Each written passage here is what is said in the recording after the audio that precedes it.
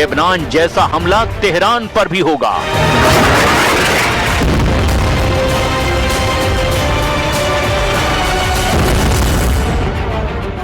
אנחנו הולכים גם שם בכל רגע לחזור ללחימה ובצורה עוצמתית מאוד. בלבנון אנחנו ממשיכים להעמיק את ההישגים שלנו, אנחנו ממשיכים להעמיק את התמרון שלנו. המקום שבו אתם נמצאים הוא חשוב מאוד, זה בלבנון, זה מול חיזבאללה. פה אנחנו פועלים, אנחנו שמים פה הרבה אמצעים, הרבה יכולות שלנו. Israel ने Beirut को खाली करने का ऑर्डर जारी कर दिया है।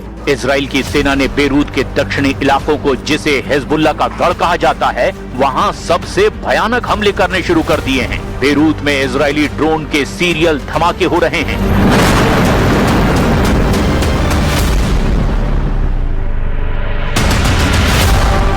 इजरायली सेना दक्षिणी लेबनान के 30,000 लोगों के शहर ब्रिंट जेबेल को घेरने के लिए आगे बढ़ चुकी है। इजराइल का प्लान उत्तरी इजराइल को हिजबुल्लाह लड़ाकों से हमेशा के लिए सेफ रखने का है, जिसके लिए इजराइल लेबनान में बफर जोन बनाने में जुटा हुआ है। जैसे सीरिया में घुसकर बड़े हिस्से में इजराइल ने बफर जोन बना रखा है। इजराइल ने सीरिया के सबसे ऊंचे माउंट हरमोन को छावनी में बदल दिया है और अब उसी तर्ज पर लेबनान में बफर जोन बनाकर इजराइल सुरक्षा कवच बनाने के लिए तैयारी में जुटा है।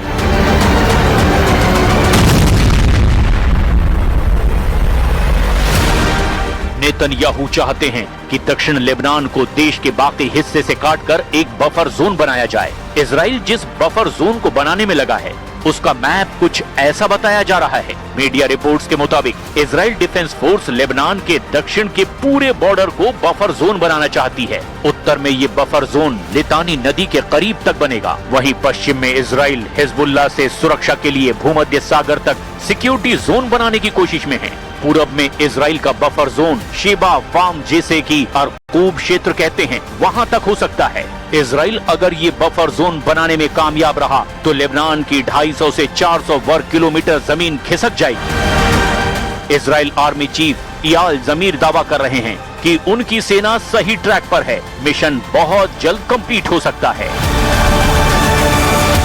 אנחנו בכל המקומות, כמו שאנחנו בעזה, כמו שאנחנו בסוריה, גם פה בלבנון. אנחנו נמצאים קדימה ואנחנו חוצצים באמצעות הכוחות שלנו, הרקם שלנו, החיילים שלנו, בין האויב לבין היישובים. זאת התפקיד שלנו, זאת המשימה.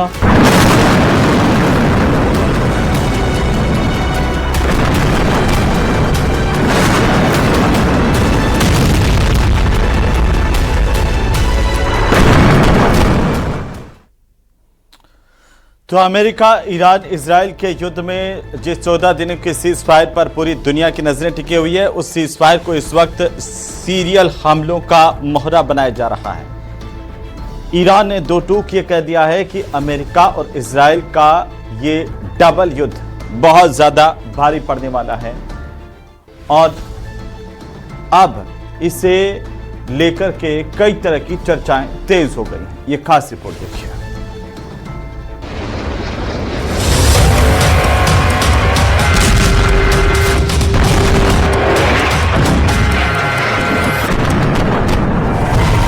ईरान का डबल युद्ध, लेबनान टू पाकिस्तान। ईरान युद्ध अब बेहद भयानक दौर में पहुंच चुका है।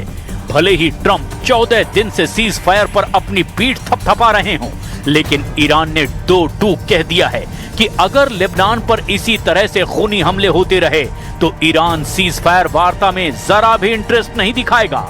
खबर तो यहां तक है कि पाकिस्तान भी ईरान के इरादों से सकपका गया है। पाकिस्तान को समझ नहीं आ रहा कि जब सीज फायर और शांति वार्ता को लेकर इस्लामाबाद में वार्ता होने जा रही है तो ऐसे वक्त में लेबनान पर इतने जबरदस्त हमले इजराइल क्यों कर रहा है।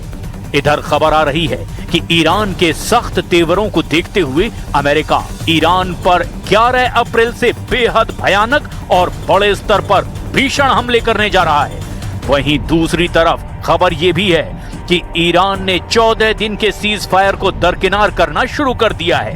कुछ ईरानी मीडिया की रिपोर्ट्स में दावा किया गया कि अगर पाकिस्तान में शांति वार्ता हो भी गई तब भी ईरान की तरफ से IRGC के कमांडर इजराइल और अमेरिका के अड्डों और ठिकानों पर भीषण हमले कर सकते हैं। दावा किया जा रहा है कि ईरान में IRGC के कमांडर का एक बड़ा वर्ग किसी भी कीमत पर अब सीज फायर नहीं चाहता, वो जंग से ही फैसला करने जा रहा है। 10 शर्तों पर अड़ा ईरान, IRGC कमांडर का प्लान एक्टिव। दुनिया पिछले 48 घंटे से ईरान युद्ध का वो दौर देख रही है जहां गद्दारी, धोखा और बारूदी हमले हो रहे हैं। ईरान भी 14 दिन के सीज फायर में वार्ता से ज्यादा बारूदी हमले की तैयारी में जुट गया है। खबर है कि रूस और चीन से बहुत बड़ी मात्रा में मिसाइलों के कलपुर्जे, मिसाइलों का ईंधन, मिसाइलों के लिए नए एडवांस चिप भी पहुंच चुके हैं। इधर इजराइल 14 दिनों के सीज फायर का फायदा उठाते हुए लेबनान में हिजबुल्लाह का पूरी तरह से सफाया करने पर उतारू है।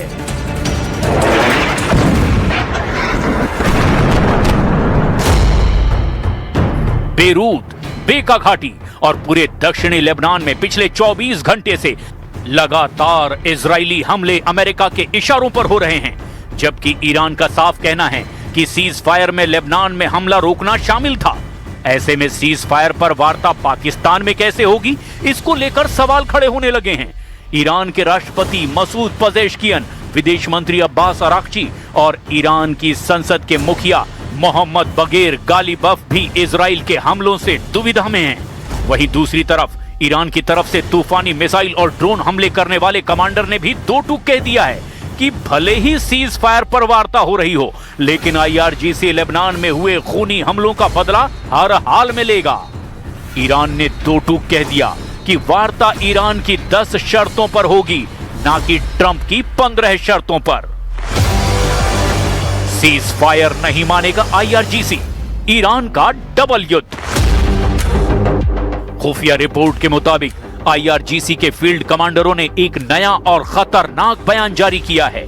IRGC के इन कमांडरों ने कहा है कि उनकी सैन्य इकाइयां अब स्वतंत्र और स्वायत्त रूप से काम कर रही हैं। इसका मतलब है कि यदि ईरान से अमेरिका की बातचीत चल भी रही हो तो भी सीमा पर तैनात कमांडर अपनी मर्जी से अमेरिका या फिर इजराइल पर हमला कर सकते हैं। ये अमेरिका के लिए सबसे बड़ी चिंता है, क्योंकि इससे युद्ध कभी भी खत्म नहीं हो पाएगा। हशद अल-शाबी और ईरान समर्थित इराकी मिलिशिया के नेताओं जैसे हादी अल-अमीरी ने भी धमकी दी है। उन्होंने चेतावनी दी है कि यदि अमेरिकी विमानों ने इराकी हवाई क्षेत्र का उपयोग ईरान पर हमले के लिए किया तो इराक में मौजूद सभी अमेरिकी बेस कब्रिस्तान बना दिए जाएंगे। ईरान में कुछ निचले स्तर के कमांडरों ने संकेत दिया है कि यदि ईरान के अस्तित्व पर खतरा आया तो वो अपने परमाणु सिद्धांत को बदलने और परमाणु हथियारों का इस्तेमाल करने से पीछे नहीं हटेंगे। ईरानी कमांडरों ने फिर दोहराया कि हॉर्मुज में बिछाई गई माइंस केवल शुरुआत है, वे वैश्विक अर्थव्यवस्था को घुटनों पर ला देंगे। ईरान अपनी पारंपरिक सैन्य शक्ति यानी मिसाइल लॉन्चर और नेवी के काफी हद तक नष्ट होने के बाद अब असीमित और विषम युद्ध की नीति अपनाएगा। ईरान की नो गो जोन रणनीति भी अमेरिका और इजराइल पर भारी पड़ सकती है। ईरान का लक्ष्य अब केवल सैन्य ठिकानों को मारना नहीं, बल्कि पूरे मिडिल ईस्ट को एक नो गो जोन बनाना होगा। इसके तहत वो खाड़ी देशों UAE, बहरीन, सऊदी अरब के व्यावसायिक केंद्रों और नागरिक बुनियादी ढांचे पर बड़े पैमाने पर ड्रोन हमले करेगा। स्ट्रेट ऑफ हॉर्मुज और बाब अल मंडेब को भी पूरी तरह से ब्लॉक करने की तैयारी हो चुकी है। जैसा कि खुफिया अपडेट से संकेत मिल रहा है, IRGC के छोटे दस्ते अब तेहरान के आदेश का इंतजार किए बिना खुद हमले की रणनीति अपना सकते हैं, जिससे अमेरिका के लिए किसी एक केंद्र पर हमला करना मुश्किल हो जाएगा।